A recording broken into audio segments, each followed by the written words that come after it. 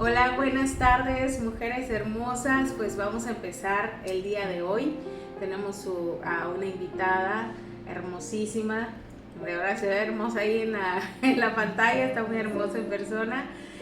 Pues ella es Erika. Y Erika, bienvenida. Muchísimas gracias por darnos la oportunidad de esta entrevista, de esta plática. Pues yo sé que estás pasando por una situación muy dolorosa desde hace meses, pero pues queremos que nos cuentes cómo empezó desde un inicio, a lo mejor desde el noviazgo, si te diste cuenta o no te diste cuenta de todo esto que nos vas a contar ahorita. Claro que sí, Gilma, muchísimas gracias. Como bien decías, yo estoy ahorita en un momento muy doloroso de mi vida, que es no estar con mi hija. Mi hija se llama Lucía. Desde hace 7 meses ella está sustraída por su papá en una situación que yo llamo que es un secuestro legalizado. ¿Por qué? Porque estamos viendo violencia vicaria, esta violencia que se ejerce sobre las mujeres para dañarnos y usan lo más sagrado que tenemos y lo más importante para nosotros, que son nuestros hijos. En este caso, desde el periodo de verano, el papá de mi hija se la llevó pues durante su convivencia de verano, ¿no? Y ya no regresaron, ya no regresó ella, ya no regresó a vivir conmigo. Entonces se fue a una convivencia con él, o sea, va él a recoger a tu niña como un permiso Sí.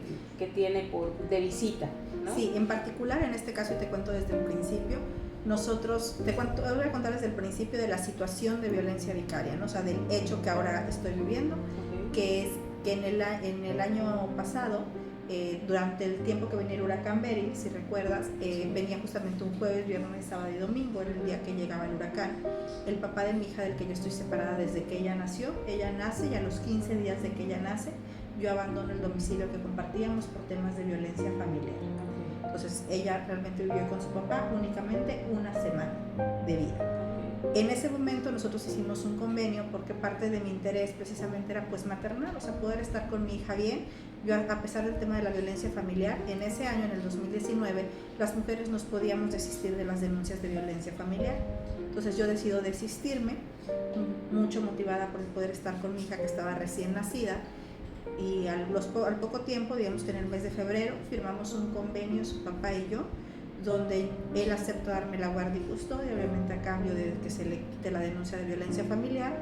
Me fijó una pensión mínima de 500 pesos a la semana que nunca varió, y además el régimen de visitas que incluía que él pudiera estar con ella a partir de los 2 años, los jueves, viernes, sábado y domingo.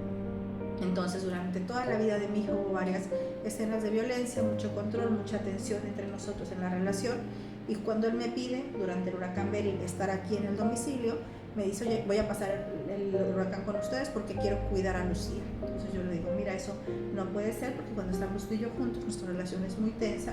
Lucía ya está creciendo y ya se está dando cuenta de las cosas. Yo veía el rechazo que Lucía tenía hacia su papá, yo veía que aunque yo trataba de ser como amable o de poder mostrarle que el trato que debía de darle a su papá, un trato de mucho honor, de mucho respeto y demás, me era complicado porque pues las cosas se salían de control, ¿no? Si él me decía algo yo contestaba, o nos manteníamos callados, entonces estábamos en la mesa pero callados, y apenas hablábamos empezábamos como que a tener mala comunicación, ¿no? Entonces yo decía: la comida no está salada, y él me decía: está súper salada, es la comida más salada del mundo, ¿no? Entonces ya empezábamos con la discusión, y la niña así como de: a ver, ¿a cuál de los dos le hago caso si yo siento que la comida está bien, ¿no? Por dar un ejemplo. Entonces obviamente para eso ya no es bueno, y para el crecimiento de una niña no es bueno. Entonces yo le pedí que no estuviera acá. Le dije: mira, justamente es jueves, viernes, sábado y domingo, ¿por qué no te llevas a Lucía a tu casa, que es donde deben de estar, y no acá? Si tu interés es cuidarla, pues ahí está ella para que la cuides, pero no a mí no te preocupes, yo voy a estar bien, ¿no? Entonces se lleva a Lucía, y justamente en esta vez de huracán Beryl coincidía con el periodo vacacional, ya no regresaron los niños a clases. Entonces él me dice: mira, ya no va a regresar Lucía porque es el primer periodo de verano que en el convenio me corresponde. Era la primera vez en 5 años que él aceptaba estar con ella ese periodo de verano. El resto de los años nunca fue así, no pasó con ella, solo con ella diciembre ni nada. Ese diciembre había sido el primer diciembre, porque siempre me pedía que estuviéramos juntos Navidad y Año Nuevo. Ese Año Nuevo había sido el primer Año Nuevo que se la llevó una semana, porque yo no acepté, puse el límite muy claro de: no quiero convivir contigo, o sea, si tú quieres estar con tu hija, pues convive con ella está en el convenio con ella, yo no tengo por qué quedarme. Entonces yo me fui con mi familia hasta el 31 de diciembre, entonces fue la primera vez que estuvo con ella una semana completa en su domicilio con ella. Pascua no quiso llevársela, ni Semana Santa ni Pascua, me dijo que no, y se la volvió a llevar hasta verano, que ella fue con esa intención de ya no regresarla. Él ya estaba planeando no regresarla. Sí. Tan es así que ya lo estaba planeando, que yo me daba cuenta por cosas que decía y hacía. Y esto sucede en el verano. Yo desde enero del 2023 hago una denuncia que en la Fiscalía General del Estado se configura como una denuncia por violencia vicaria. Cuando yo llego a denunciar, como muchas mujeres, yo no sabía que vivía violencia vicaria.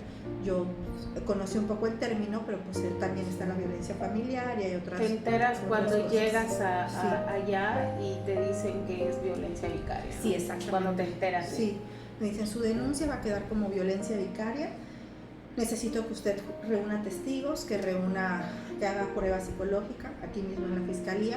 Yo he hecho todo el proceso que he llevado, lo he hecho muy institucional, es decir, sí he tenido obviamente ya peritos particulares pues en este momento del asunto, pero en general yo he buscado y he confiado en las autoridades, ¿no? Entonces, en este caso, el primer peritaje, la primera impresión psicológica me la realiza a mí la Fiscalía General del Estado para saber si lo que estoy viviendo es violencia vicaria, y ellos determinan que sí. Entonces, cuando a él lo imputan, es decir, le dicen qué delitos ha cometido, uno de ellos es la violencia vicaria, porque lo que sucede ya en verano es que él no la regresa y entonces se da otro delito que se llama sustracción de menores en modalidad de retención. Entonces, él es el papá, pero él no tiene la guardia y custodia, por tanto lo que él cometió fue sustracción de menores en modalidad de retención. Desde el 10 de agosto había una alerta AMBER por mi hija que se mantuvo alerta hasta el mes de marzo pasado, y en ese proceso de violencia que existió, pues también ya se incluyó la violencia familiar agravada, que es hacia el menor, lesiones, que en este caso es violencia física, así es. Obviamente hay violencia económica, hay violencia patrimonial, hay pues ahora sí que del catálogo de violencias que ya tenemos para las mujeres, pues lamentablemente a mí me ha tocado padecer, vivir y ser víctima de todas ellas. Yo particularmente, o sea, digamos que como en mi proceso psicológico interno, trato de no verme como víctima, sé que soy víctima de una persona que decide lastimar, pero trato de no vivirlo así.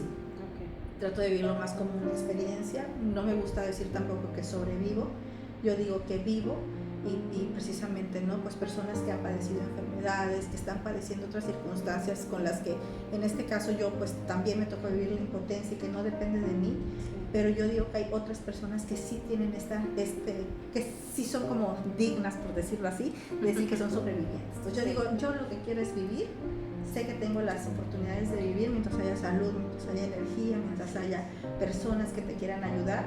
Yo lo que quiero es vivir bien, vivir con dignidad, y que es lo mismo que quiero que viva mi hija. Y yo sé que todos, o sea, tanto papás como mamás, tenemos un vínculo especial con los hijos, pero creo que las mamás, sobre todo en una situación como la mía, donde pues, Lucía estuvo en mi seno, yo la deseé muchísimo, no te decía cuánto yo quería ser mamá, o sea, me preparé para eso, realmente era lo que deseaba muchísimo, mi maternidad fue muy deseada. Entonces yo decía que desde ese momento Lucía y yo, sé que ella es otro ser, pero Lucía y yo compartimos mucho, y creo que ella puede experimentar la vida mucho a través de cómo yo se la muestre, y yo lo que quiero es que ella viva, y que viva bien. Y justamente, ¿la has vuelto a ver? Sí la veo. Gracias a Dios mi hija estuvo, digamos, desaparecida oficialmente un mes, que fue del mes de agosto al mes de septiembre.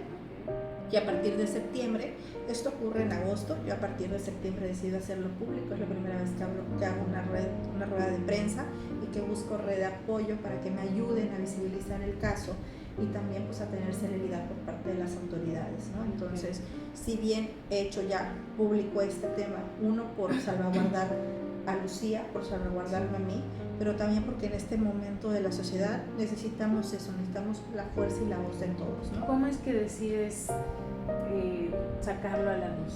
¿Cómo es que dices, creo que es momento, alguien te dice, alguien te orienta, o tú por tu propia voluntad decides que tienes que hacerlo llegar al público? Mira, la primera vez que yo lo hago público es motivada. Te voy a contar cómo estuvo. Ya emiten la alerta AMBER, y cuando se emite la alerta AMBER muchos medios lo publican. Sí. Yo cuando veo la alerta AMBER en los periódicos y en todo, colapso, me duele muchísimo ver a mi hija ahí.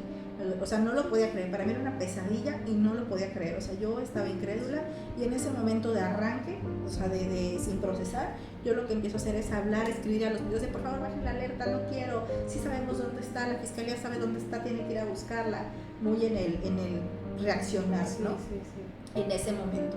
Después, porque aparte yo esperaba una respuesta del Poder Judicial, porque en situaciones como esta están inmiscuidas muchas autoridades y poderes. Entonces yo esperaba la respuesta del Poder Judicial, que era que me dieran la restitución con uso de fuerza pública de mi hija. Pero ¿quién decide publicar la fuerza, la alerta? La fiscalía. La ellos, fiscalía, sí, al momento que hay una denuncia, ellos automáticamente sí, suben una alerta. Así es. Uno ni tiene que promoverla, tú vas, haces tu denuncia de sustracción de menores y ellos inmediatamente promueven la alerta porque tienen que salvaguardar a los niños, ¿no? Entonces, para que los ayuden a ubicarlos. Sí. En el caso de mi hija, sí, yo decía dónde estaba y sí recibieron llamadas diciéndoles dónde estaba, pero ellos me decían, como hay una denuncia previa del papá porque hace una denuncia falsa, hace una denuncia falsa, en ese momento solo era una denuncia falsa. Me dicen, en lugar de ir a buscar a la niña, le estamos pidiendo al que la traiga aquí, y aquí va a haber personal de la Procuraduría de los Niños y vamos a decidir si se va contigo o con él, ¿no? Pero él nunca la lleva. Se espera a que el Poder Judicial me dé la orden de restitución con uso de fuerza pública y orden de abrir cerrojos en su domicilio. Pues llegamos a buscarla el 27 de agosto y ese día yo ya no la encuentro. Encuentro el domicilio vacío, la casa vacía y obviamente allí viene otro colapso para mí, o sea, ya la desesperación de decir, nunca la vinieron a buscar, o sea, yo les dije dónde estaba, vecinos llamaron, personas llamaron para decir dónde estaba y ustedes no fueron, dejaron que se les escapara porque se les escapó, sí. Ahora, ¿dónde está mi hija? Y entonces es cuando eso pasa el 27 de agosto, ese día recibo un amparo de parte de él, donde dice, que es donde viene un hecho de corrupción, influyentismo, amiguismo, no sabemos, donde dice que se encontraba haciendo una diligencia en los juzgados familiares porque una característica de la persona con la que tuve a Lucía, el papá de Lucía, es que él es abogado. Entonces, de profesión es abogado, tiene varios estudios que lo ayudan a tener como herramientas, ¿no? Y conocimiento para saber qué hacer. Entonces, él dice que estaba haciendo una diligencia en los juzgados, que escuchó los apellidos de nuestra hija y por eso supo que se iba a dar la orden de restitución y se ampara. Eso es imposible que haya ocurrido. Alguien con poca ética y con poca moral, la verdad, lo alertó. Y lo digo porque puso en riesgo la vida de una niña y ha puesto en riesgo la vida de una hija y esa persona es responsable directa de lo que le pueda llegar a ocurrir a Lucía en el presente y también de todo lo que ha vivido Lucía en estos 7 meses, que ha vivido cosas horribles.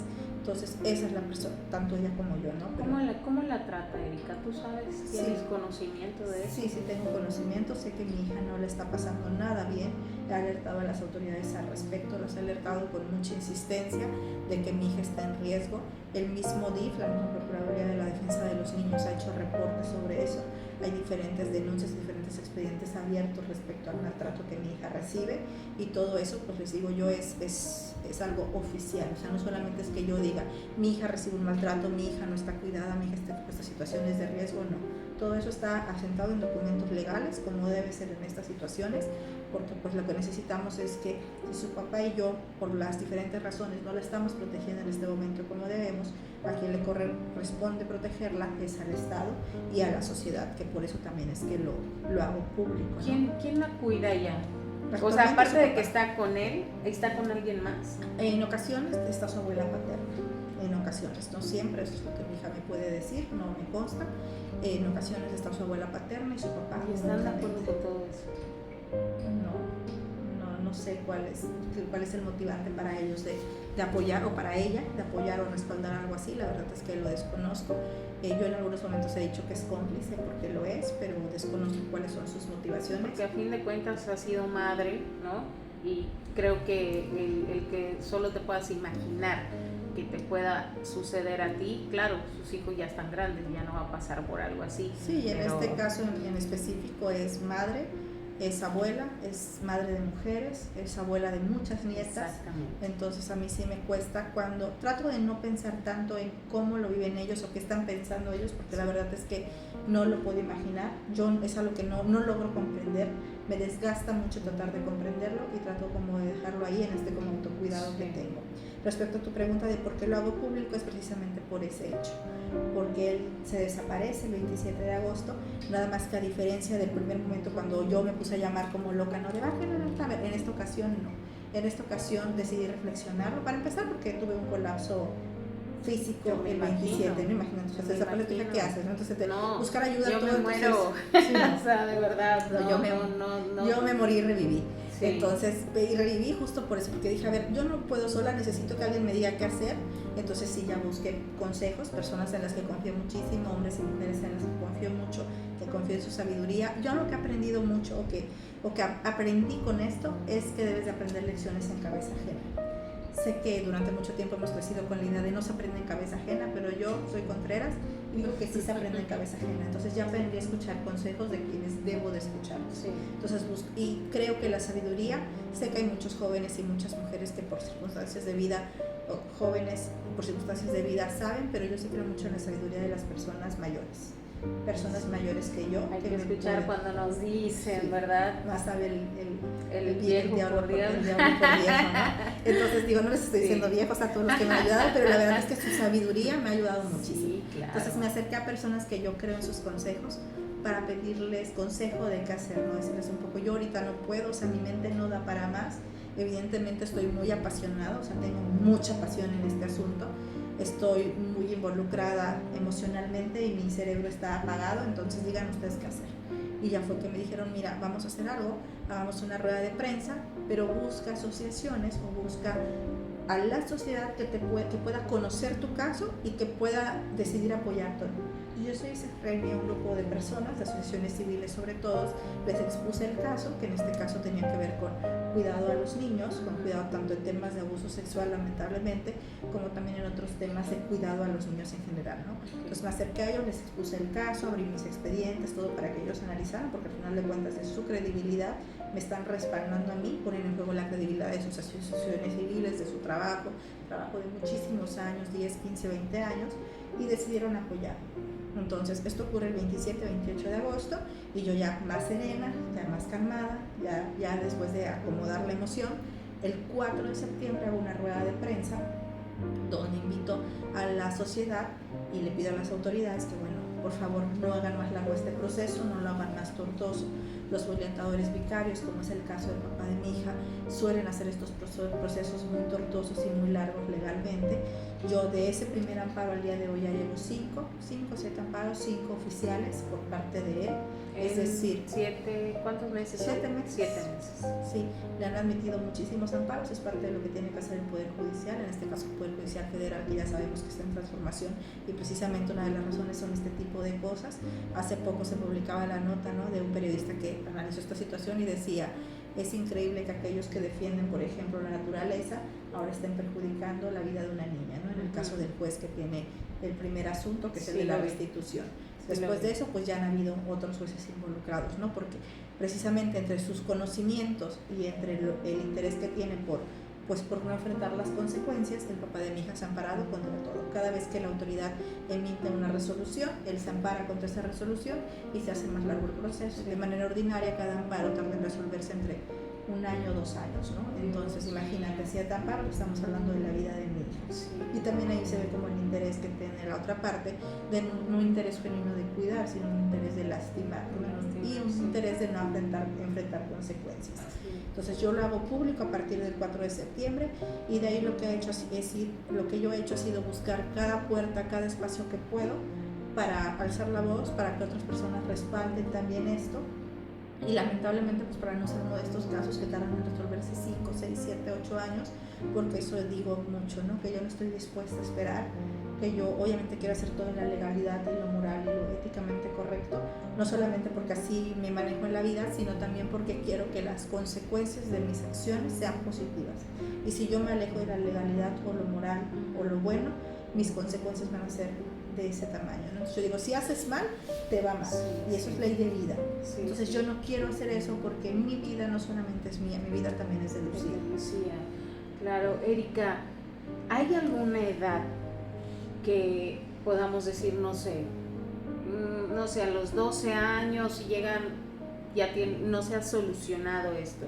y llega la edad de ella que tenga 11, 12, 13 años, ella al tener esa edad, ¿no te han dicho si ella puede decidir ya irse contigo o quedarse con su papá? ¿Te han comentado algo de eso? Mira, no me han dicho, o sea, no le he preguntado porque es digamos que un panorama que no entra dentro de mis panoramas posibles, así del infinito de posibilidades todavía no lo había pensado, sí.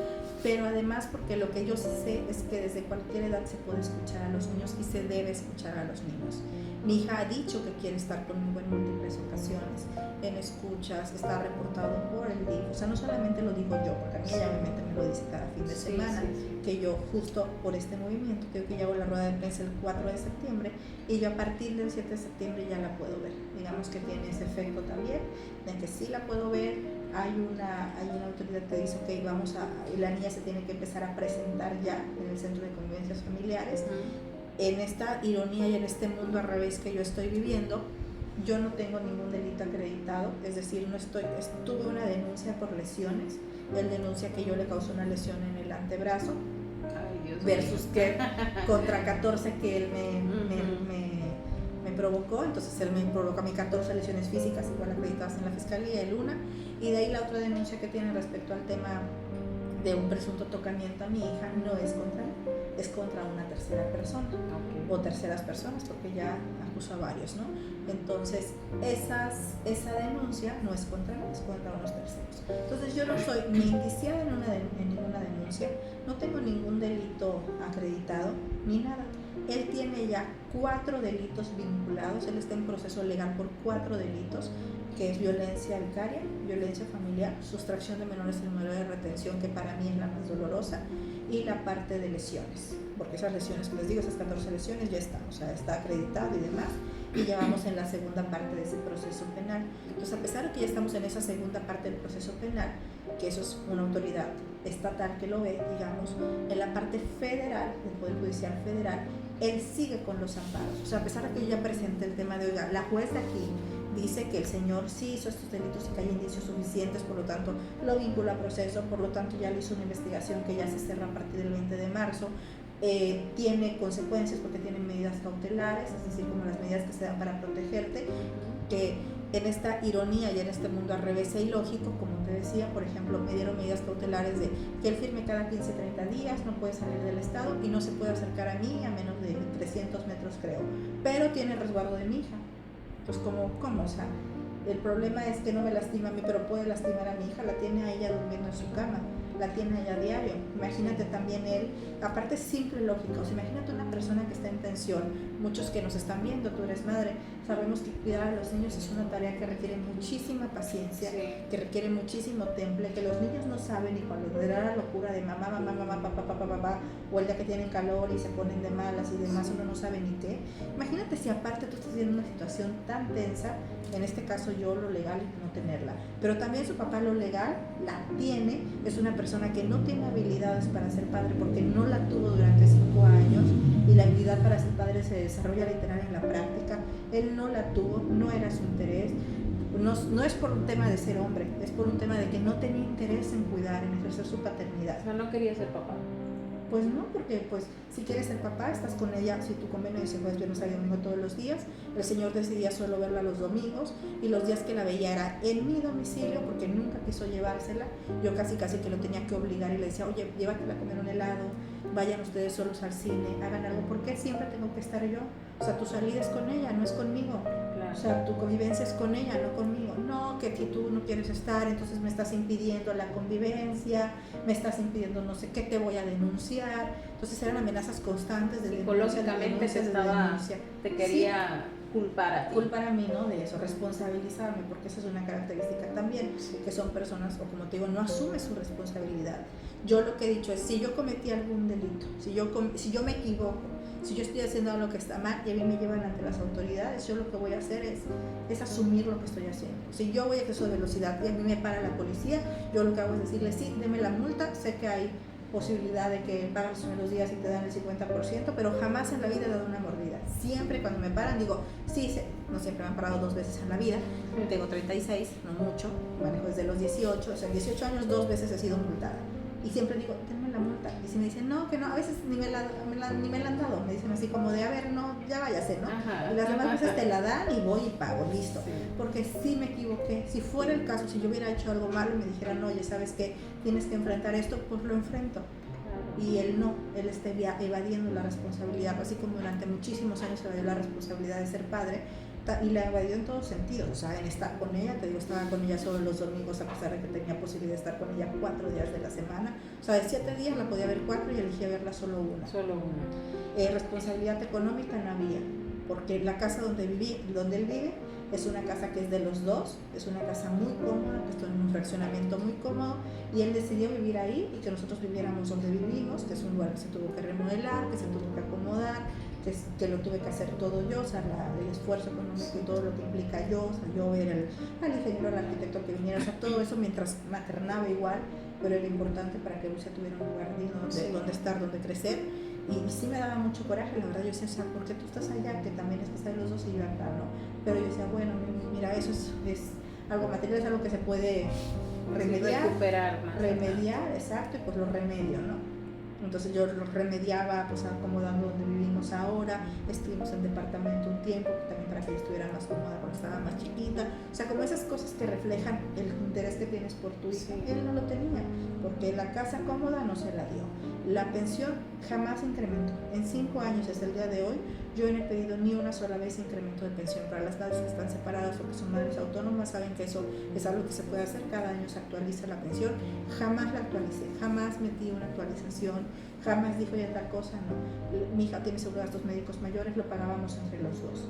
Obviamente con lo que él daba no alcanzaba para pagar nada más que una parte de la colegiatura, y se pagaba la colegiatura y el resto lo pagaba yo. Tengo 2 empleos, he mantenido 2 empleos durante todo este tiempo, por la responsabilidad que implica tener una hija y tenerla bajo ciertas condiciones que uno decide tenerlas, ¿no? Que sabes que puedes o que te tienes que esforzar para que ellos lo tengan, y no es el caso de su papá. Entonces ahora sí resulta como curioso, ¿no? Que a estas alturas de la vida quiera decir, voy a proteger a mi hijo, la voy a cuidar. Pues, ¿de qué la vas a cuidar? O sea, te prometo que cuando veíamos la denuncia, la primera vez, una denuncia que puso, no una denuncia, un reclamo en el amparo, decía que yo era una persona agresiva y violenta. Entonces se reían mucho mis conocidos, porque siempre dicen que yo soy como un perrito chihuahua. Dicen que gruño como perrito chihuahua. Les digo, no, pues sí, o sea, es que pero no, ¿dónde sale muerdes. que soy? No muerdo ni nada, o sea, sí me enojo, obviamente, porque sí me enojo, pero pues eso es lo normal. Yo digo, es un enojo digno, o sea, obviamente si te están muele y muele, pues te enojas, pero ni en situaciones extremas tengo reacciones extremas. O sea, soy una persona muy templada, entonces era como, ¿de dónde sales con qué? Y contrario a él, que suele tener una actitud hostil y demás. Entonces sí me ha tocado ver eso, ver como las incongruencias tanto de la persona, y que también eso es muy doloroso, ¿no? Como ver en lo que se puede llegar a convertir una persona, o el cambio tan drástico que puede tener. Erika, ¿tú te das cuenta de cómo es él? O sea, en el noviazgo, él mostró signos de como dicen los chicos ahora, las red flags. Las red flags. Que fíjate que yo sobre eso de las red flags estoy muy agradecida de que creo que esta nueva generación, yo convivo mucho con jóvenes, trato mucho con jóvenes, soy maestra universitaria y en general tengo facilidad con los adolescentes, ¿no? Entonces de repente ya por demás. Pues, me río porque yo le digo a mi hija, te voy a entrevistar y que me digas el lenguaje de los jóvenes. Sí. ¡Ay, mamá! No, es que ahorita ni yo lo entiendo, pero es algo que agradezco mucho de esta generación, que son generaciones de cristal y demás, es que están muy atentos y atentas a esas cosas, tanto hombres como mujeres. Sí. Niñas y niñas están muy atentos como a cómo forman sus vínculos, ¿no? Entonces eso es algo que se agradece, porque es algo que yo no viví, que yo no tuve, digamos que en mi generación no había. Entonces como que tú te dejabas celar, dejabas que todo esto lo romantizabas, ¿no? Que te celaran y demás. Sí, ay, lo hace porque me ama, ¿no? Exactamente. Entonces yo fui novia de él desde los 18 años, 12 años fuimos novios. 12 años. De los 18 años a los 30, que fue cuando me embaracé. Desde los 10, en ese periodo nunca vivimos juntos, pero éramos muy cercanos porque los dos éramos estudiantes foráneos, los dos venimos de una ciudad que se llama Chetumal, aquí en Quintana Roo. Entonces venimos a estudiar a Mérida, él estudiaba en una universidad, yo en otra, pero compartíamos los fines de semana. Entonces, pero tú desde ahí ya lo conocías. Sí, nos conocíamos desde ahí la ya eran prepa. novios. Nos hicimos novios justo cuando yo vine a estudiar a Mérida, a los 18 años. Okay. Entonces, digamos que a los 18 años nos hacemos novios, yo vengo a estudiar a Mérida, a estudiar la universidad, al año siguiente viene él, entonces tenemos como un año de relación a distancia, que fue el primer año de relación. Después de eso, él llega a vivir acá y pues ya vivimos, no juntos, pero nos veíamos todos los fines de semana y compartíamos mucho. Yo digo que éramos unas personas en ese momento que compartíamos muchos valores en común, compartíamos muchos intereses y como que un plan de vida en general de lo que queríamos. Y a los dos nos gusta mucho hablar, nos gusta reflexionar y los dos como que compartíamos eso, éramos muy hogareños, entonces podíamos no salir de fiesta cada fin de semana, pero las pláticas y tomar el café, comer el helado y platicar se nos daba súper bien, ¿no? Me acuerdo que en esa época el celular era de esos que tenías que colgar cada 5 minutos para que no te cobraran la llamada, y nosotros así horas y horas ¿no? Y volvíamos a hablar. Sí. O el Messenger, ¿no? Entonces hablábamos por Messenger todo el día, mientras yo estaba en clases y demás, platicando por Messenger, entonces la pasábamos bien, pero lo que sí había eran muchas escenas de celos y de control. Y yo precisamente lo que hacía era romantizarlo. Entonces, eso sí existió. Violencia física en el noviazgo no existió, fuera del tema de que de repente los dos nos enojábamos o él se enojaba y yo respondía, pero esa violencia física extrema no existió. La primera vez que yo sufrí violencia física, digamos, extrema, fue en la penúltima cita del embarazo, en un elevador. O sea, estábamos en consulta con el doctor y él me dice, se enoja porque el doctor se refería únicamente a mí mientras me daba información del seguro de gastos médicos, y cuando subimos al elevador él me empieza a agredir, entonces me intenta golpear. Como si tú tuvieras culpa de que el doctor solamente te esté mirando. Pero aquí, sí, ¿no? Me dice, sí, yo no estoy pintado, yo no soy un pendejo, o sea, ¿por qué me tratan así? No sé qué, entonces me intenta golpear, yo me muevo y lo que hace es que empieza a golpear, o sea, yo estoy pegada en la pared del elevador y él empieza a golpear aquí a mi lado. Entonces, pues obviamente yo me empiezo a llorar todo, me quita el papel de las manos, lo arruga, lo tira, o sea, las carpetas, ¿no? O sea, lo hicieron una carpeta gruesa, pues estaba muy enojado. Ya salimos del hospital, llegamos a un pueblo compadre que está como a una distancia, no sé qué será, como de unos 10-15 minutos de donde estábamos. Me pide disculpas y demás, pero esa fue la primera vez que tuve violencia física.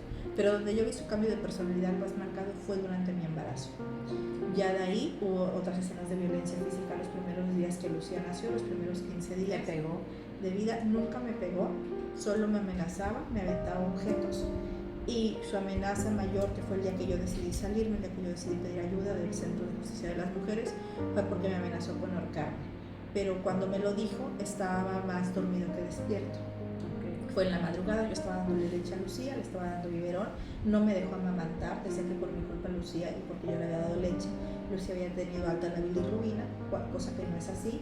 Yo traté de explicarle que no, que quería dar lactancia materna, pero ella no me dejó, me dijo que no, que tenía que ser leche de fórmula, y pues que era lo que el doctor recomendaba y demás, ¿no? Entonces se le dio a Lucía siempre leche de fórmula, Lucía no me amamantó, no lactó más que un día, y ese día yo le estaba dando su lechita, su biberón, pero pues, o sea, yo sé que no tiene nada de malo que no mamantes, ¿no? O sea, digo, puedes formar el vínculo igual con la lactancia de fórmula, ¿no? Entonces yo estaba pues hablándole, jugando con ella, mientras tomaba su lechita, tenía, ¿qué será? Como 8 o 9 días de nacida, cuando pasó eso. En la madrugada. En la madrugada, como a las 3 de la mañana, yo le estoy dando la leche y él se levanta enojado, dormía al lado de mí, y me dice que lo estoy haciendo a propósito, que a propósito lo estoy despertando, que él tenía que trabajar al día siguiente, y en que me empieza se enoja y me empieza a decir cosas, me dice, me voy a salir del cuarto porque yo solo pienso en ahorcarte. Entonces se sale, yo me quedo con la niña dándole leche.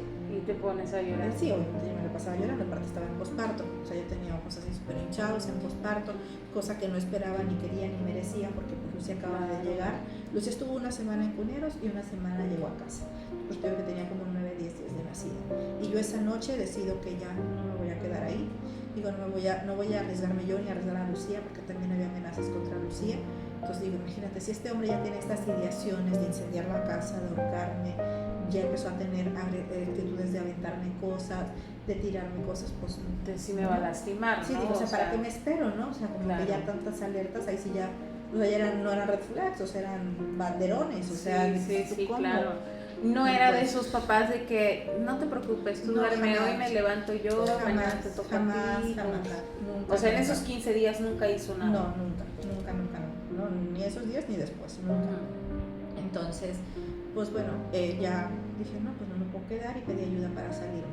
Entonces, sí hubo alertas en el embarazo, sí hubo cosas que no vi, pero yo sobre todo digo, porque obviamente he sido muy cuestionada, ¿no? De por qué te quedaste ahí, de no te diste cuenta, ahora que está, yo digo de moda, aunque respeto mucho y sé que existe el narcisismo, que estuviste con un narcisista, ¿no? O sea, ¿cómo no te das cuenta que era un narcisista? Y yo sé que debe haber cosas de mi personalidad que engancharon con él, o sea, en este tema de responsabilizarnos, no solamente me responsabilizo en lo práctico, sino también me responsabilizo en lo propio, ¿no? O sea, en ese autoconocimiento que uno tiene que tener, y eso yo creo que es un mensaje importante para compartir con cualquier persona, especialmente con las mujeres, que es, nosotros tenemos que tomar terapia, tenemos que ser muy conscientes de quiénes somos, de cómo somos y qué hay de nosotros por sanar para no caer en vínculos que sean codependientes o que sean violentos o demás. Sí. Entonces yo tengo claro que algo de mi personalidad, que algo de mi historia de vida, de mi familia, de lo que yo soy me enganchó con una persona como esta, pero eso no quiere decir que me quede ahí o que no tenga derecho a salir o que no tenga derecho a darme cuenta, poner límites, sanarme yo para poder tener algún vínculo sano en el futuro, pero especialmente para educar a mi hija diferente, ¿no? Y mostrarle otras formas de ser y otras formas de existir en relación a otra persona, sobre todo una pareja, que es un vínculo tan importante y que determina tanto de tu vida. Yo creo que las parejas que elegimos determinan mucho de nuestro bienestar, y en este caso pues es parte de lo que yo viví y también de lo que me responsabilizo, pero también afirmo que en las relaciones humanas no tenemos garantías. Las personas pueden cambiar, las personas cambian, entonces es muy importante no solamente el hombre que conociste, sino el hombre que es día a día, la mujer que es día a día contigo, porque las personas cambiamos. Sí. Entonces, no, y sabes que yo creo que, o sea, por lo que me estás contando ahorita, yo siento que te saliste a tiempo. Sí.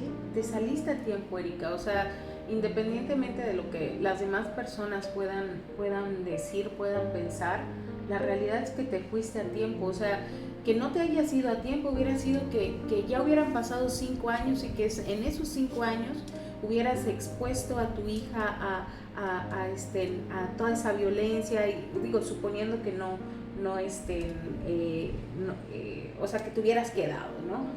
Yo siento que lo hiciste en el momento en el momento justo y en el momento en el que lo tenías que hacer.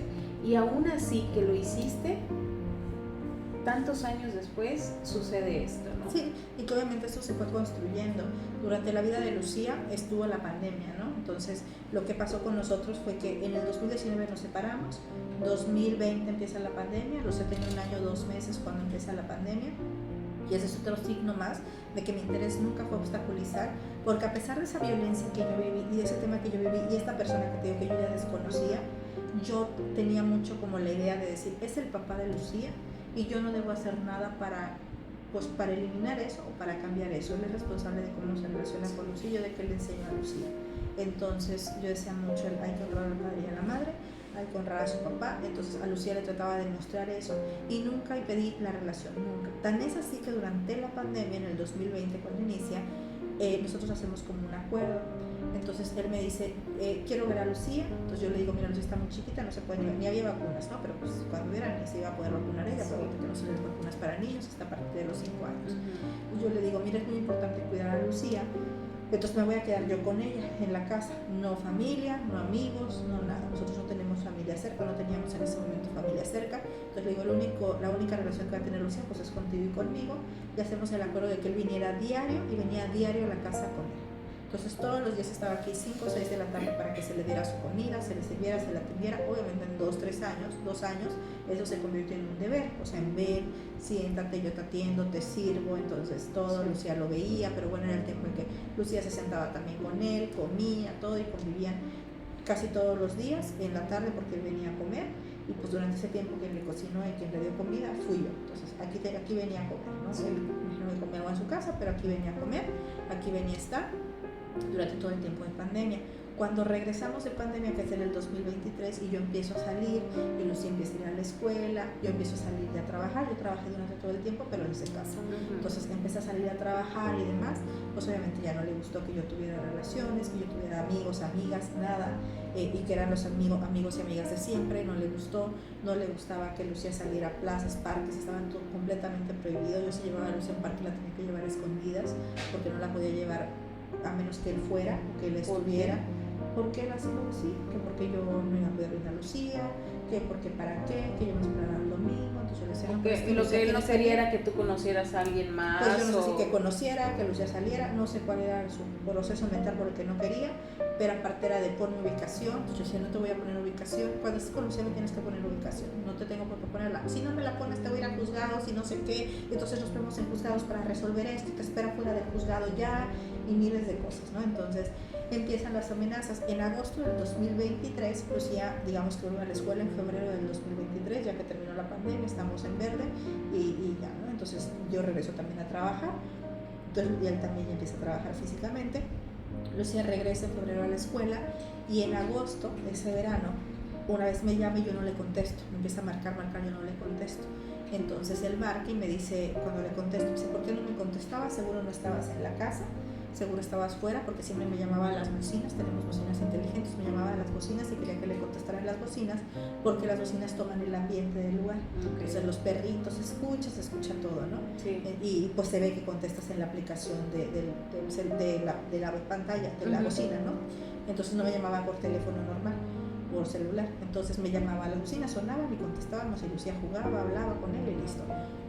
Entonces ese día yo no contestaba. Cuando le contesté me dice, no me contestabas porque seguro estabas afuera con Lucía, ¿dónde te la llevaste? Voy por mi hija, era cerca del mediodía. Voy por mi hija, estoy yendo por ella, me la voy a llevar porque tú no la sabes cuidar, un montón de cosas.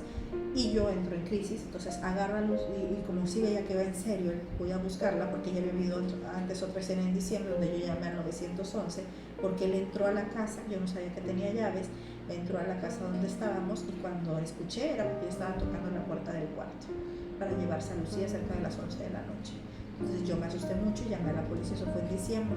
Entonces después, en una fecha, creo que fue diciembre, después de eso en agosto pasa esto y yo lo que hago es subir a Lucía al coche y me voy al centro regional Violeta del centro de la Secretaría de Mujeres, uno que está cerca de mi domicilio, ya había visto porque pues paso por ahí.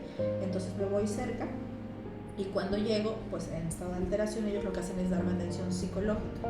Me dicen, pasa a la niña, nosotros la cuidamos, con calma, una psicóloga me atiende y desde ahí me dicen, lo que tú estás viviendo no es una situación normal, o sea, es una situación de peligro para ti, para tu hija, necesitas denunciar, necesitas hacer algo legalmente, no puedes vivir así, puede tener mucho riesgo para ti, para ella.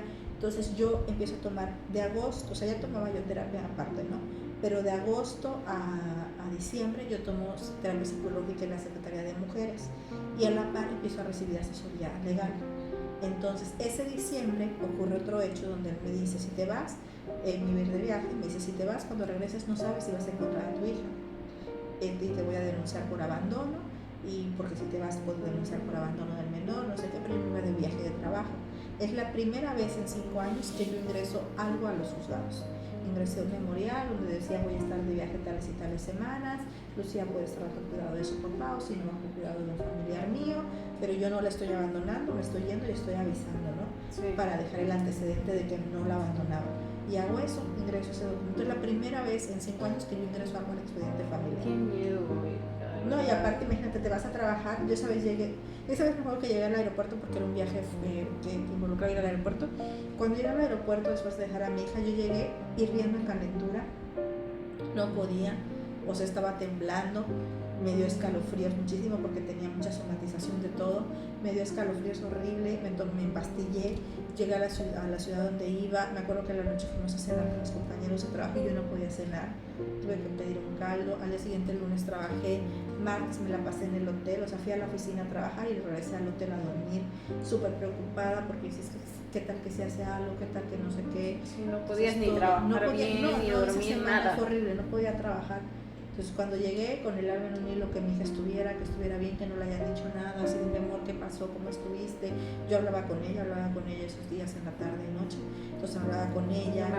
Sí, le marcaba y todo, él también me marcaba para que hablara con ella, pues hablaba con ella y demás, pero sí fue horrible, o sea, y yo decía, no puedo vivir así, o sea, es que ni siquiera voy a sobrevivir, ahí sí no voy a sobrevivir, o sea, lo que te digo, el cuerpo pasa factura, por eso digo, ahora que no estoy enferma, gracias a Dios, pues no puedo decir eso, porque ahí sí tenía yo que sobrevivir. O sea, tengo que resistir esto, es una semana, pero tengo que resistir.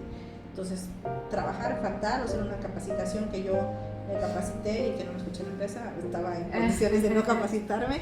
O sea, no, estabas en la capacitación, pero no estabas. No estaba. Yo luego leí el manual y no se preocupen, entonces bueno, ya seguí así. Y es en enero del 2024, regresando de ese viaje, que decido hacer la denuncia. Entonces yo en enero hago la denuncia, queda en la fiscalía como violencia vicaria y empiezo a llevar testigos, te digo, hago una impresión psicológica y justo eso que yo temía y que decía que iba a pasar ocurre en agosto del 2024, que es que Lucía no regrese conmigo y que Lucía esté bajo ese peligro que yo la había cuidado tanto tiempo de que no estuviera expuesta, ahora sí está expuesta. Como te digo, ahora duerme con él, vive con él. Es evidente, en un video yo lo decía, es evidente que es una persona que no sabe cuidar y no quiere cuidar. Y les voy a contar por qué dije eso.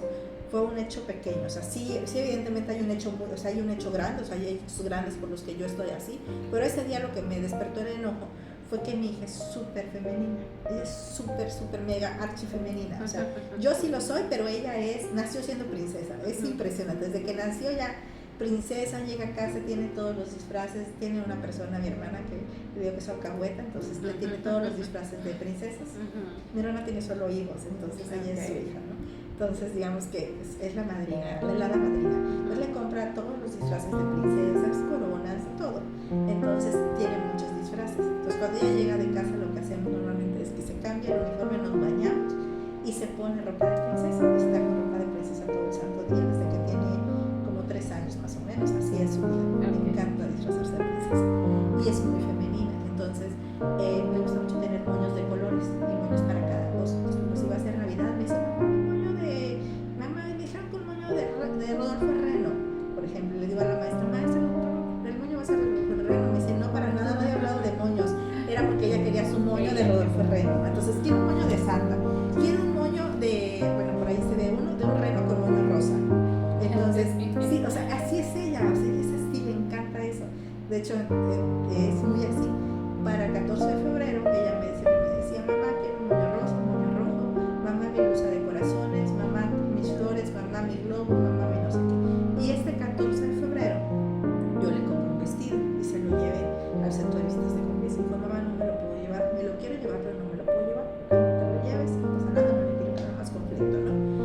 Y el día del 14 de febrero en su escuela, en la escuela donde está, vi que todos los niños fueron vestidos de rojo y rosa, menos ella. ¿Y ella cómo fue? Con su uniforme. Su papá no tuvo el detalle de ver la ropa que tenían que llevar los niños, era ropa roja y rosa. Obviamente iban con cosas alusivas, ¿no? Sobre todo las niñas con el bonito y así, todo bonito. Vamos, y muchas mamás, papás igual, pero la mayoría de las mamás somos así, ¿no? La mayoría somos las mamás las que vemos, que tengan la ropa roja, que tengan no sé qué, que el moño, que si piden corona, que lleven corona, lo que tienen que llevar. Entonces cuando vi la imagen, porque la pude ver, pues fue publicada, donde ella llevaba, era la única niña en la foto que llevaba su uniforme y ni un solo accesorio rojo. Para mí fue como, no, o sea, porque yo sé lo que para ella es, yo sé lo importante que es para ella. El 14 de febrero pasado, ella me había dicho, mamá, voy a ir con uniforme en su escuela donde estaba antes, me dijeron uniforme, pero me dijo, mamá, quiero mi moño rojo. Entonces dije, ok, tu moño rojo, sí, con corazones. Entonces le mandé a hacer un moño con corazones.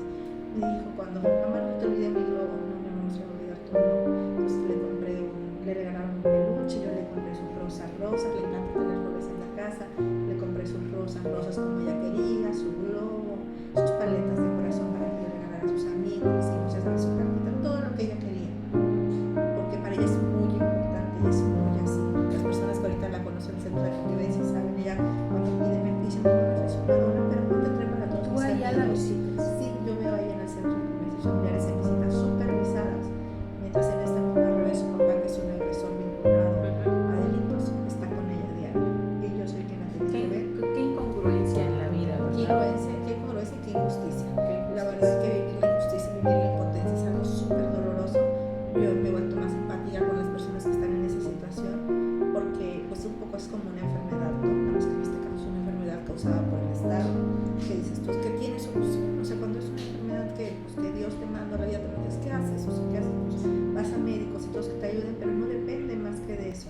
Pero en este caso estamos hablando de cosas, injusticias que dependen de autoridades, que dependen de hombres, depende que la jueza haga su trabajo, que el secretario de acuerdos haga su trabajo.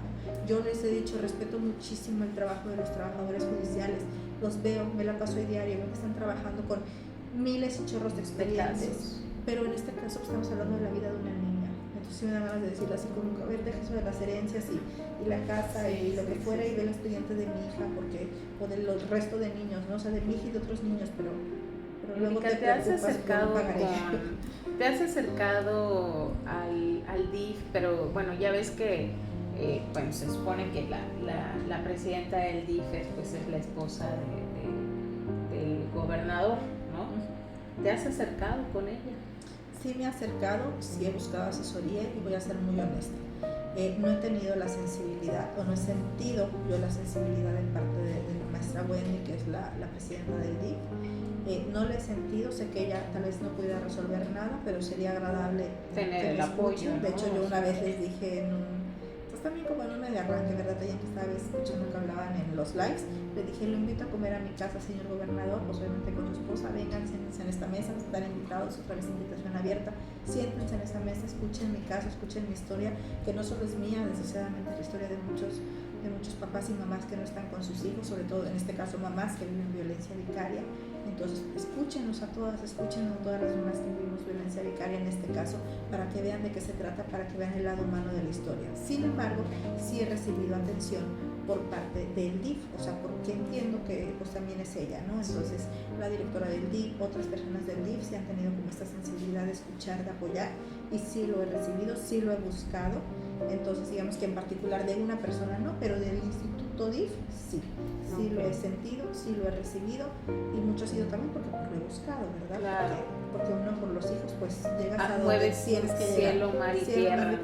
Yo he llegado a la mañanera, he llegado varias veces, no me dejan entrar porque no soy medio, tienen todo uno, pero yo he llegado, o sea, he estado en la puerta de la mañanera, y de que 2 veces he estado de, ¿me van a dejar entrar, por favor? No, porque te tienes que acreditar, y no sé qué, yo, bueno, está bien, y ya, pero ahora sí, 2 veces nada más fui, y ya después ya dije, no, voy a hacer también muy institucional, y respeto, entiendo que la presidenta sí sabe del caso, porque sí lo conoce, porque la Secretaría de Mujeres Federales me ha recibido, y también otras personas. Pero no has hablado con ella. Del gobierno federal, no he hablado con la presidenta, pero sí estaba en la puerta moneda, tocando la puerta para que me escuchen.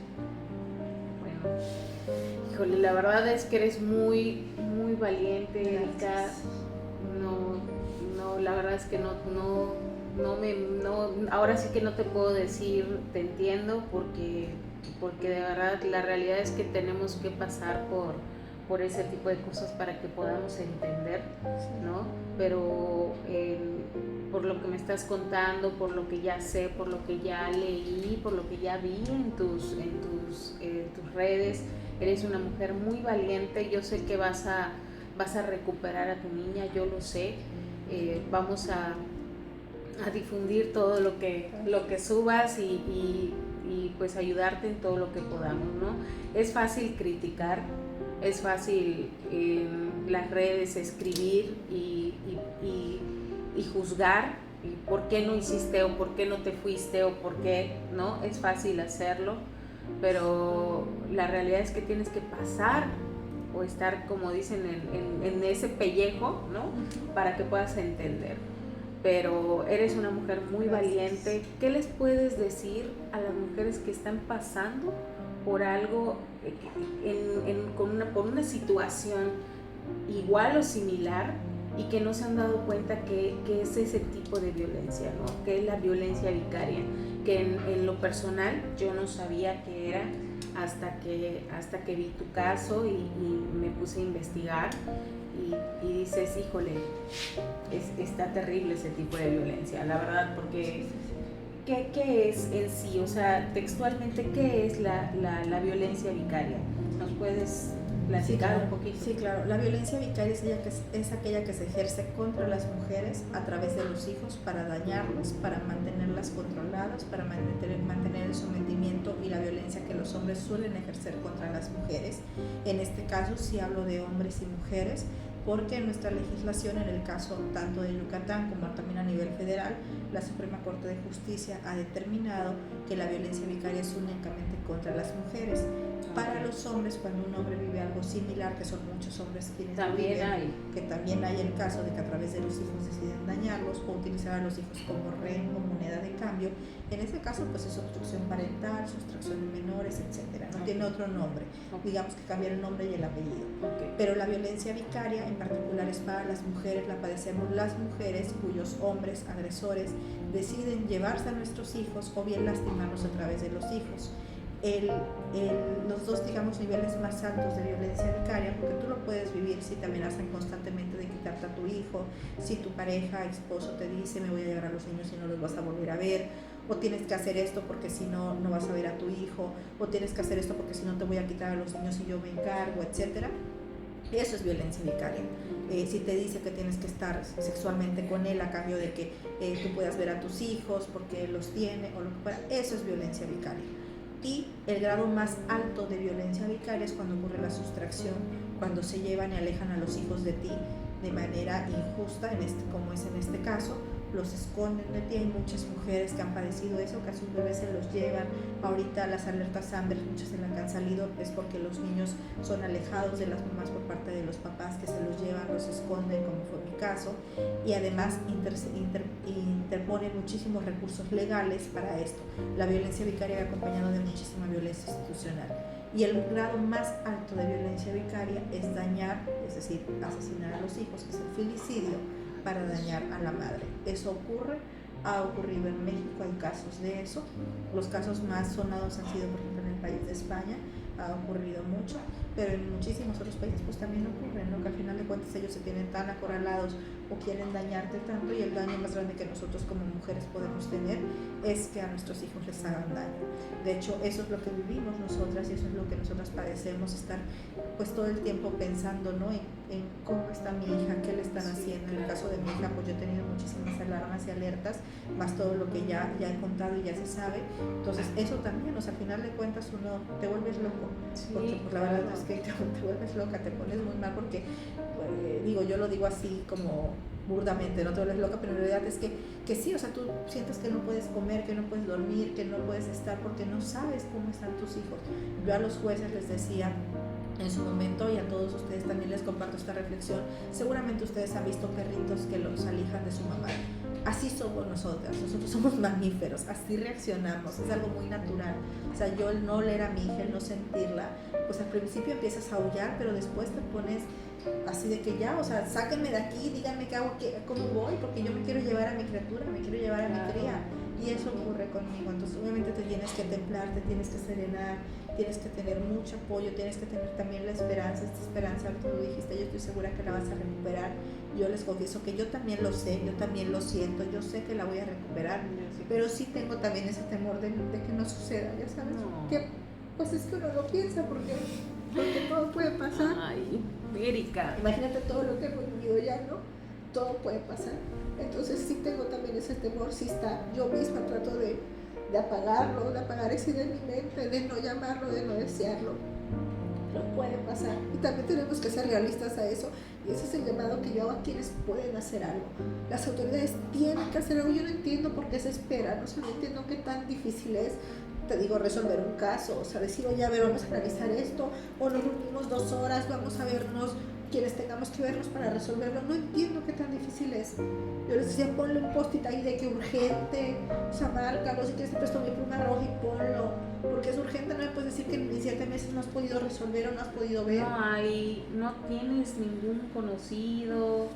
Pues sí, no tenía conocidos. Que conocidos. esté allá adentro. No tenía conocidos, pero lo que he hecho pues obviamente es tocar la puerta y estar allá. O sea, yo me ven haciendo esto, pero como les digo, de repente hago un video y todo, pero lo que ustedes no saben es que antes de eso estuve 3 horas parada en el tribunal, pues estuve ahí hasta que el juez me atendiera y me recibiera. En el Congreso me decían, aquí no te podemos ayudar, aquí hay diputados que han sido muy amables, pero pues no pueden hacer mucho porque no les corresponde a ellos, ¿no? Entonces, pues bueno, si los federales pueden, pues me voy al Congreso Federal. Que me dicen, la secretaria de Mujeres es que puede, pues me voy con ella. Entonces conseguí la cita con ella en febrero. Entonces conseguir esa cita, llegar, estar, literal, tocar la puerta. O sea, el de la Procuraduría de los Niños he estado muchas veces de no me voy a ir de aquí hasta que me digan. eso no lo publico porque es innecesario. O sea, ¿para qué me expongo yo a estar ahí en ese momento vulnerable, ¿no? Bueno, para mí es innecesario vulnerable a decir, si ya la autoridad le estoy diciendo, o sea, quien me tiene que escuchar es él o ella, quien tiene que escuchar que quiero que me resuelva es él o ella, ¿no? O lo que te decía del gobernador o su esposa. 1000 veces he pedido pues que ellos me escuchen. No quites la mano. ¿Cómo es? La mano del renglón, ¿no? ¿Cómo es? El dedo del renglón, ¿no? Y lo seguiré pidiendo. Pero si ellos no pueden resolver por su equipo, y su equipo me ha atendido, y les agradezco que me hayan atendido. Claro, porque tiene que venir la orden de ellos para que se pueda ir para tal vez el porque dijo, oigan, ordene, bueno, pues que se haga. Pero vaya, sí, o sea, con la persona en particular, o sea, el gobernador, o sea, no los he visto, no he hablado con ellos, pero con su equipo sí. Entonces, bueno, eso también entiendo que es parte de cómo funcionan sus gestiones y demás. Está bien, no pasa nada. Me encantaría que escucharan y que conocieran una historia. Te digo, pues que se tome el gobernador en vez de tocar su guitarra. En vez, como dice mi esposa, está tocando su guitarra. Claro, que venga aquí a tu casa, que toque su guitarrita y luego que te escuche. Pues sí, o sea. Le dedicamos una canción a Santa Lucía. Claro. Aquí Santa Lucía. Claro. Pues sí, todo se puede, o sea, si nos estamos tomando un minuto o 15 minutos para tocar una guitarra, pues no es ofensa, toca bien, gobernador, toca bien, pero pues hay que escuchar a la gente también. Sí. Y yo sé que hay muchísimos casos, yo sé que hay mucha gente que tiene necesidad, que quiere hablar con el gobernador, yo sé que hay, pero también hay de casos a casos, ¿no? Sí. Y si está la integridad de una pequeña, pues yo creo que también hay prioridades, sí, ¿no? También sí, lo que te decía yo, la verdad es que he recibido de la gente cuando cuento la historia que estamos haciendo en el momento, ¿no? De que digo, por favor, déjenme pasar, la mayoría de la gente es muy abierta porque saben que no estamos hablando de cualquier cosa, estamos hablando de mi hija, ¿no? Y en este caso de la vida de una niña, y eso pues tiene prioridad. Sobre todo se supone que está el interés superior del menor. Hace poco que estuve en el Congreso con esa, pero se terminaba, les decía, para mí el tema de interés superior del menor, el tema de acceso a una vida libre de violencia para las mujeres ya solo son conceptos. No es algo que vivimos, es algo que he buscado durante 7 meses y no lo he vivido. Yo no he visto que cuiden el interés superior del menor ni que nos den acceso a una vida libre de violencia, que es lo único que yo pido. De hecho, aprovecho este espacio para decir eso. Yo lo único que pido es eso. He sido muy clara con eso. Yo sé que una persona como el papá de mi hija, con los conocimientos que tiene, no va a estar en la cárcel. Lo dudo muchísimo, la verdad, muchísimo, porque nuestro sistema judicial así es. Reparación del daño no espero. Yo digo que si me da un peso me va a fiscalizar. Entonces, reparación pecuniario económico del daño no espero, porque ni creo que lo tengan, ni sabes que ni lo quisieras, así como que ni te dé nada, que te regrese a tu hija y que se quede. Exacto. Con entonces digo, lo único que quiero es, o sea, las sanciones normalmente son cárcel. No creo que tenga cárcel porque, mira, otro ejemplo, la persona que agredió en la cafetería, hombre, se acaba de ver que un hombre lo pusieron en prisión 8 años porque ofendió verbalmente a la mamá de su hijo y le tiró una piedra. 8 años en prisión. Imagínate una persona como él, que está sentenciada por otras personas que están en la cárcel por eso, les dan prisión preventiva, ¿no? Sí. O sentencias de largas, como en este caso 8 años. Él está vinculado ya, es decir, ya se comprobó la sustracción de menores en unidad de retención, porque yo tengo a mi hija y él la desapareció un mes, de mí y de las autoridades. Yo tengo lesiones, 14 lesiones físicas, ¿no? Secuestro. Yo hablo de secuestro legalizado, que se llama sustracción de menores. Lesiones físicas tengo 14 lesiones, no fueron unas, fueron varias. Labio roto, rasguños, me tiró de las escaleras, la policía fue a buscarme a la parte, o sea, me tiró del descanso de las escaleras hacia abajo. Entonces, eso. Tengo violencia vicaria, violencia familiar, y aún así solo le dieron firma cada 15, 30 días. No puede salir del país. Y no puede salir del estado y del país, o sin permiso. No pueden dar permiso y se van. Entonces, yo no confío en que él sea una persona que esté en prisión, no lo creo. Creo que su sentencia la va a alargar lo más posible para que no esté en prisión, y está bien, o sea, digo, si eso así es, pues así es. Dinero, que es la otra forma de sanción, digamos, no quisiera, no creo que tenga, no creo que haya dinero que alcance. Te digo, si me diera un peso me va a fiscalizar y por un peso me va a hacer la vida de cuadritos, entonces mejor no, gracias. ¿Qué otra cosa puedo recibir? Que me digan que tienen que ir a terapia, pues que vaya a terapia y se mejore, pero lejos de mí. que me den terapia a mí y a mi hija, gracias a Dios ya la tenemos, pero bueno, si me la quieren ofrecer, por supuesto que la tomo. Y ya de ahí que me queda, lo único que quiero es que me den, o sea, mi petición es esa, que me den acceso a una vida libre de violencia, que me digan el Señor no puede hablar contigo, el Señor no se puede acercar a ti ya de por vida, y a su hija como deba ser, si es visita supervisada, si es con tales y tales condiciones, como deba ser. Listo, es todo lo que pido, que creo que no es gran cosa, o sea, yo no estoy pidiendo que lo lleven al paredón ni nada imposible, ni estoy pidiendo las penas máximas, aunque obviamente me daría muchísimas ganas, pero es que eso no me corresponde increíble. a mí, y con lo que él sabe, tiene de conocidos, de amigos, y lo que sabe sobre todo, porque pues sí hay miles de leyes que amparan a eso, pues bueno, lo van a amparar.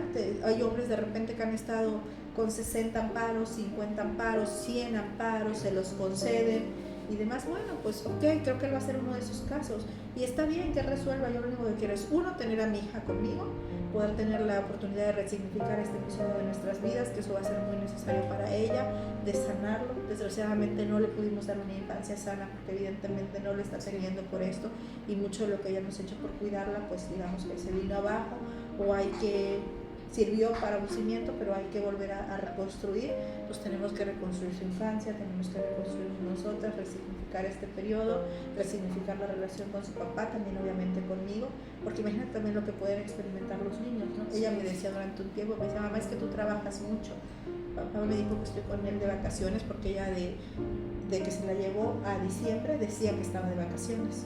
Entonces en su historia era lo que ella hizo un poco como para protegerse ella, fue decir, estoy de vacaciones. Entonces me decía, mamá, estoy de vacaciones porque tú trabajas mucho. ¿Por qué te gusta trabajar mucho? Y yo le decía, mi amor, trabajo, te digo que en pandemia yo trabajaba y ella estaba aquí al lado de mí jugando, entonces tiene la idea de que yo trabajo. Entonces me decía, es que tú trabajas mucho, por eso estoy con papá, ¿verdad? Por eso no me puedo ir contigo. Y yo le decía, no, mi amor, no es por eso, es porque no tengo permiso, me tienen que dar permiso, sí estoy trabajando, pero estoy trabajando en que tú regreses conmigo, ahora tú eres mi trabajo principal, y así tú siempre has sido mi trabajo. Es como que cambiándole la idea y la noción de que su mamá no la abandonó, no la dejó porque quiere estar trabajando. No, y va a llegar el momento y va a llegar la edad en la que ella tenga que saber exactamente qué fue lo que sucedió. Sí, claro. Y lo más importante ahorita también, siento yo, Erika, es que ella sepa que tú estás, ¿no? Que aunque sea, no sé cuántos días la ves. Solo 2 días. Solo 2 días. Bueno, que ella sepa que esos 2 días y esas horas que pases con ella, que ella se dé cuenta realmente que eres su prioridad, ¿no? Sí. Y conforme vaya creciendo va a ir entendiendo las cosas y te va a entender, te va a entender. O sea, ahorita digo, no sé exactamente qué pase ella en casa con su papá, pero lo importante es lo que tú le demuestres cuando estés con ella, ¿no? Sí. Eso es lo más importante. Sí, yo muchas veces he pedido aquí a las personas que me ven o me siguen, amigas y demás, de mi familia, les digo, ayúdenme mucho que Lucía sienta eso, porque yo digo que lo físico es lo de menos. Yo físicamente no estoy con ella, pero todavía estoy con ella.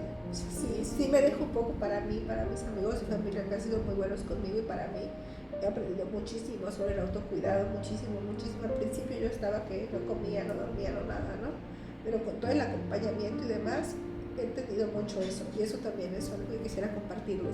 Para cuidar tenemos que cuidarnos a nosotros. No, y tienes derecho. Sí, es un derecho, pero es un derecho ahorita, bueno, pues obviamente es un derecho, pero también ahorita es mucha responsabilidad. Te tienes que cuidar tú para que la puedas cuidar a ella. Y ella tiene que ver eso, tiene que ver que estamos bien, que vamos a estar bien, que de hecho vamos a estar mejor, que lo mejor está por venir. Y yo lo que pido a las autoridades entonces es que me permitan eso, que me permitan ver crecer a mi hija, que la permitan a ella crecer. Vas a ver que y no dañarse más, y no... Gracias. Gracias. Y no dañarla más, porque mientras más pasen los días, más los niños son muy del inmediato, ¿no? Sí. Y decían esto de, a los niños se le caen los dientes solo una vez. Entonces yo me la paso pensando eso, a Lucía se le va a caer el diente y no voy a estar con ella, ¿no? O al primer regreso a clases, pues se va a entrar a la primaria. Yo quiero estar con ella ese primer día, y sé que su papá también lo quiere, y también eso es algo muy doloroso, que tenía la oportunidad de hacerlo. Entonces yo no entiendo la necesidad de complicar tanto.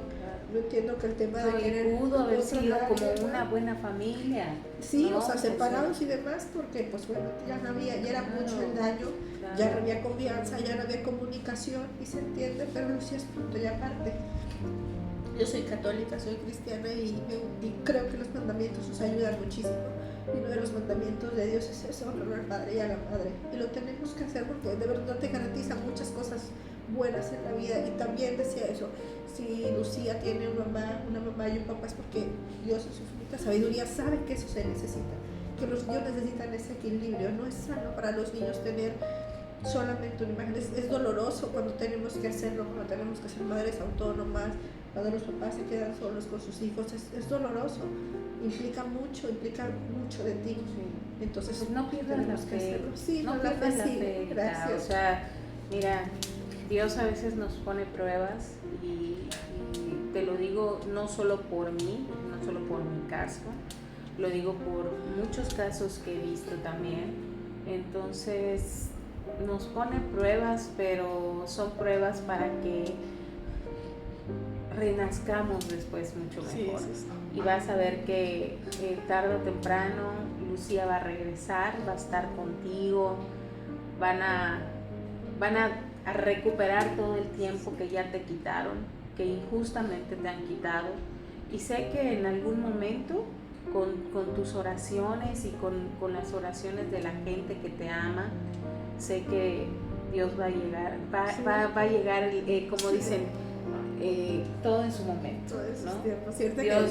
Dios tiene sus momentos, yo le hablo sus muy, tiempos perfectos. Yo le hablo muy de tortura, entonces yo les necesito ya suéltame, bueno, ya aprendí la lección, ya no me la repito, ya, o sea, lo que quieres que aprendí. Nunca pierdas la fe, no la pierdas, porque Dios es muy grande y yo igual soy católica. En mis demás entrevistas he entrevistado ahí a dos mujeres igual que vienen de una iglesia cristiana, y digo, es el mismo Dios, y la fe es la misma, ¿no? Entonces no importa de qué religión seamos, la fe que tengamos y con la intensidad con la que lo sintamos, mira, tarde o temprano termina triunfando. Te lo digo de verdad. Sí, gracias. Sí, y aquí vamos a estar cuando Lucía ya esté en casa. Vamos a venir a platicar con ustedes otra vez. Pues, ¿qué mensaje le puedes dar a las mujeres? ¿Dónde pueden acudir? Yo sé que ustedes están igual haciendo una asociación, tengo entendido, o quieren hacer una asociación, por ahí escuché, o algo así. Mira, tenemos en el caso de particular de la violencia vicaria, existe el Frente Nacional contra la Violencia Vicaria, que es un frente que existe, es fundado por personas que vivieron esto y que de su experiencia personal. ¿Pero esto está aquí en Mérida? En Mérida hay representantes, es un frente nacional que es federal, en cada estado tienen representantes. Aquí en Yucatán actualmente hay 2 representantes, tanto en las páginas del Frente Nacional contra la Violencia Vicaria los pueden encontrar. Yo en mis redes comparto cosas de ellas, fue el primer frente al que me acerqué, cuando te digo que hice la rueda de prensa en el mes de septiembre, me acerqué a ellas, mucho porque confío en su trabajo, pero también porque les agradezco que gracias a su trabajo y el trabajo del Frente Nacional contra la violencia vicaria es ley en casi todos los estados del país. Ellas han sido muy organizadas y han sido muy responsables también de que su experiencia personal sirva para otras mujeres, y eso es lo que han hecho. Entonces, por tanto, dan un muy buen acompañamiento, no en tema legal ni nada, sino más bien como en acompañamiento, ese acompañamiento y ese sostén que necesitamos, porque en este tema de la violencia, como en muchísimos otros donde nos toca enfrentarnos a cosas que no podemos controlar, la red de apoyo lo es todo y el acompañamiento de otras personas lo es todo. Entonces, de ahí es que surge el Frente Nacional contra la Violencia Vicaria. Aparte de eso, también desde mi experiencia personal, junto con un par de amigas que han vivido diferentes situaciones de violencia, comenzamos el Centro de Justicia Integral de la Mujer. Es un centro de justicia donde lo que buscamos es que haya equipo legal que sea muy eficiente, que sea muy enfocado en resolver en lo que llamamos economía procesal, hacer los procesos necesarios, no más, para que se logre el acceso a las mujeres a una vida libre de violencia, de las diferentes violencias. Además, el apoyo psicológico, que es algo bien importante en estos procesos para acompañarnos a resistir a vivir, como decimos, vivir con mucha dignidad, a sanar, porque tenemos mucho que sanar, tanto del pasado como del presente, poder manejar toda esta impotencia, toda esta frustración que se tiene, y además el acompañamiento familiar, que esa es la parte de la que yo me hago responsable. Profesionalmente yo soy licenciada en Ciencias de la Familia, y lo que hago es acompañar, dar acompañamiento a las familias, porque este es un dolor de todos, y cuando las mujeres sufrimos violencia, cualquier tipo de violencia, violencia física, violencia sexual, todo, violencia económica, quienes salen a apalancar muchas veces son las familias. Entonces la violencia, al final de cuentas, es una enfermedad, y cuando uno se enferman todos, y se enferma la casa. Entonces lo que necesitamos es eso, cuidar nuestros espacios, desde el espacio físico, cuidarse a uno y cuidar las relaciones que tengamos, no sumarles más tensión.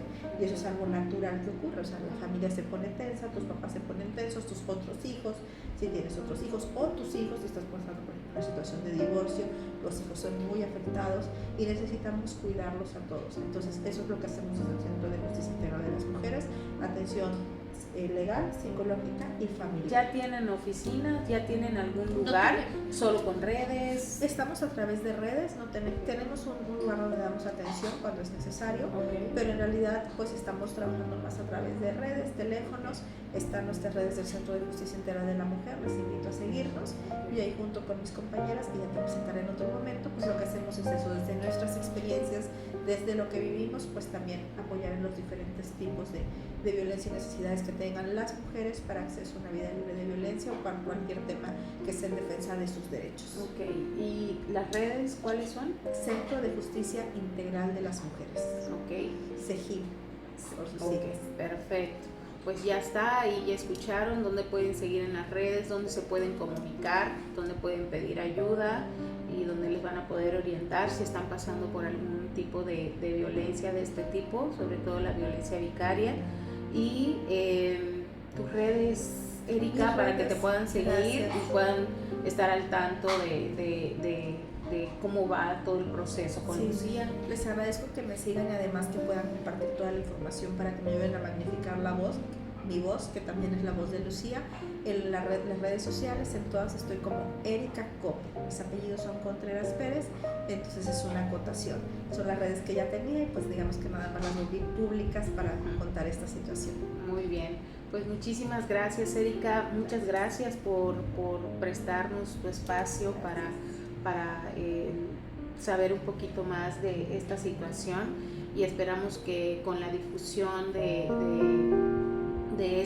este video, pues pueda ayudar también a acercarnos un poquito más a la justicia o a las instituciones que tengan que estar involucradas en todo eso, y ver de qué forma pues se pueda aligerar un poquito más, ¿no? Sí. Muchísimas gracias, Erika. Pues estamos pendientes.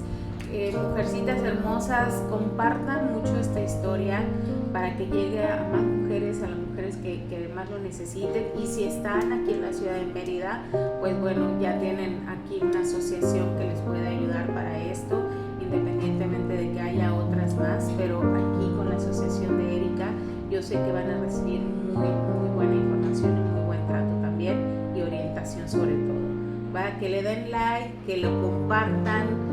Síganme en mis redes, estamos ahí en TikTok como Gilma Güemes Ruiz, estoy en YouTube como Gil Güemes, y ahí pues estamos contando historias de mujeres pues guerreras, mujeres interesantes, importantes, mujeres luchadoras, y también pues bueno, compartan y vean las historias que tenemos. La verdad son muy buenas historias que les pueden ayudar para poder salir adelante, de verdad, historias de éxito, y yo sé que esta historia de Erika va a ser una historia más de éxito, y aquí lo vamos a venir a grabar, van a ver que así va a ser. Muchísimas gracias a todos, les mando un abrazo, un besito, gracias Erika.